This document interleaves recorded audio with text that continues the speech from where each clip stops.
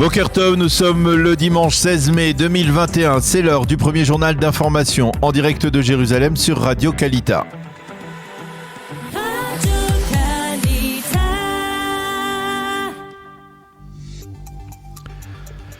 Boker Tov, la nuit a été agitée sur une partie importante du territoire israélien. Peu après minuit, le Hamas a tenu sa promesse et a tiré des dizaines de missiles en direction de Tel Aviv et de sa métropole. De facto, plusieurs millions d'Israéliens se sont retrouvés cloîtrés dans leurs chambres blindées ou se sont repliés dans les cages d'escalier de leurs immeubles dans l'attente de la fin des salves. Par la suite, vers 3h du matin, c'est Be'er-Sheva et le sud du pays qui se sont retrouvés sous les tirs du mouvement terroriste. Fort heureusement, le dôme de fer a intercepté les missiles qui étaient les plus menaçants. Seuls quelques-uns d'entre eux se sont abattus au sol, provoquant quelques dégâts. Au total, 10 personnes ont été très légèrement blessées en se précipitant vers les chambres blindées. En riposte à ces tirs, Tsahal a multiplié les raids aériens durant la nuit contre des positions du Hamas dans la bande de Gaza. Selon des sources israéliennes, on aurait recensé pas moins de 150 raids aériens durant la nuit. La maison du leader du Hamas à Gaza, Yahya Sinwar, a été détruite parmi ces raids. De même, Tsahal a détruit des hangars et de munitions et de missiles dans le quartier de Dir el-Balah. Selon certaines sources palestiniennes, Tsahal aurait également bombardé au moins 5 bâtiments de plusieurs étages.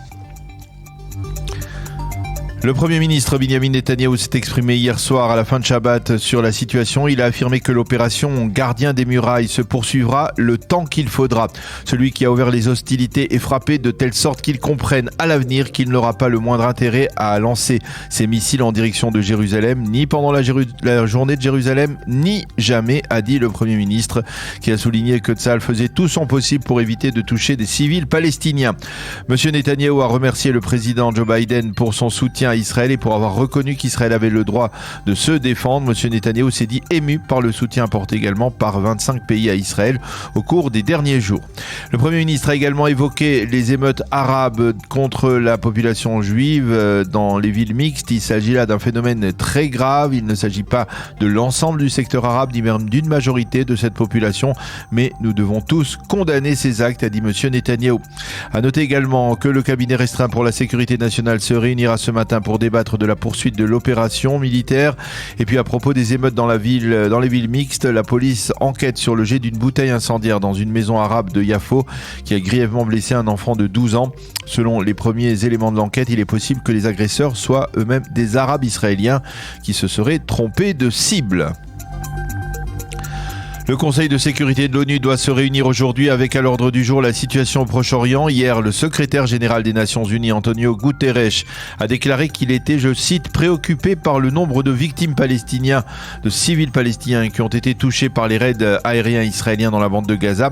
Guterres est aussi préoccupé par la destruction du bâtiment abritant plusieurs médias internationaux hier, dont l'agence Associated Press, un bâtiment qui, selon les informations fournies par Israël, abritait le quartier général des renseignements du Hamas et les bureaux du djihad islamique.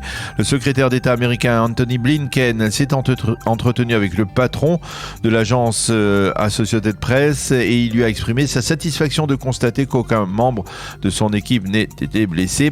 Mais le plus étonnant, c'est que Blinken a tenu à insister sur l'importance pour les journalistes de fournir des informations à partir de zones de combat sans pour autant préciser que le Hamas censurait et contrôlait toute image et tout reportage diffusé à partir de cette bande de Gaza. Et puis la tension grimpe également dans les territoires palestiniens. Un véhicule palestinien a tenté de percuter des soldats israéliens qui se trouvaient devant un barrage près du carrefour de Daharia, dans le sud de Hebron. Les soldats n'ont pas été blessés, ils ont riposté et éliminé le terroriste. Près de la tombe de Rachel à Bethléem, des combattants des gardes frontières ont dispersé quelques 200 manifestants palestiniens qui avaient lancé dans leur direction des bouteilles incendiaires, des pierres et des engins explosifs. Enfin, dans le camp de réfugiés de Chouafat, dans le nord de Jérusalem, une cinquantaine de Palestiniens masqués ont provoqué des émeutes. Ils ont lancé des cocktails Molotov et des pierres en direction des gardes frontières. Ceux-ci ont utilisé des moyens dissuasifs pour disperser ces manifestants. Et enfin, dans le quartier de Beth Hanina, dans le nord de Jérusalem, toujours, une bouteille incendiaire a été lancée en direction de la maison d'une famille juive. Les membres de la famille étaient absents, mais la maison a été endommagée. C'est la fin de ce premier journal d'information.